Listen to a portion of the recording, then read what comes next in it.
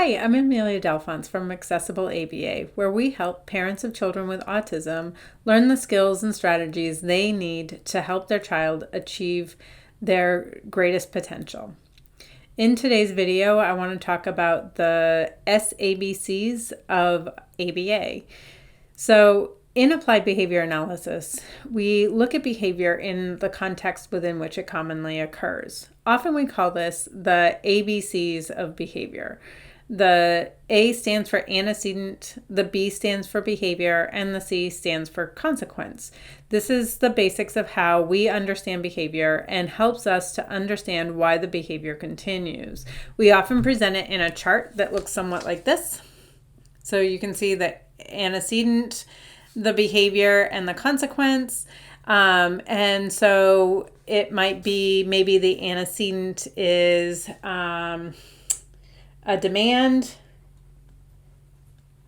and the behavior that we're looking at, maybe we're looking at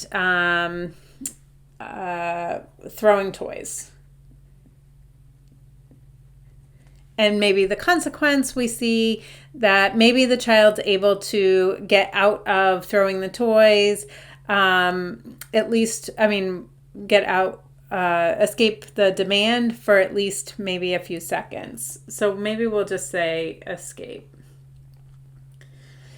All right, so this gives us a general overall picture of what the context of the behavior is and helps us kind of understand. So when we see a pattern emerge over and over again, we might see that maybe the same antecedent evokes problem behavior each time, or maybe the consequences are similar. Maybe the child escapes something, or maybe they access something. This helps us determine the function of behavior. So this is the real meat and potatoes of what we do in applied behavior analysis to understand behavior and that context. A lot of times what we'll do is we'll take it kind of one step further, and we're going to look at what we call the S. So these are setting events.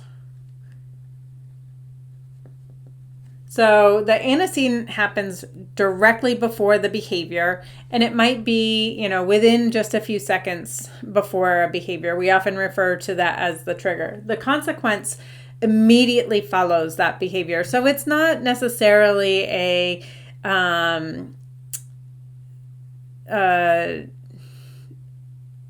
consequence that you apply to a particular behavior, one of those kind of traditional parenting kinds of consequences. It's literally whatever happens in that environment right after the behavior occurs.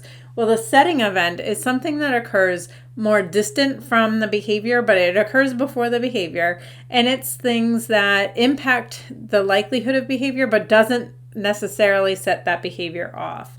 So it might be something like a change in medication, maybe a change in routine. It might be maybe the child's hungry, or maybe the child hasn't slept very long. So those types of things are really common setting events, and they can influence behavior in much the same way that these other elements affect behavior. So when we're looking at the context of a behavior, you really want to make sure that you're checking out setting events.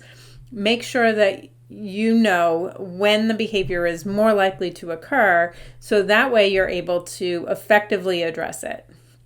That's all for now. If you found this video helpful, you can hit like and subscribe to be notified when there are new videos being released. And I appreciate all of you and look forward to getting to talk to you again soon. Thank you.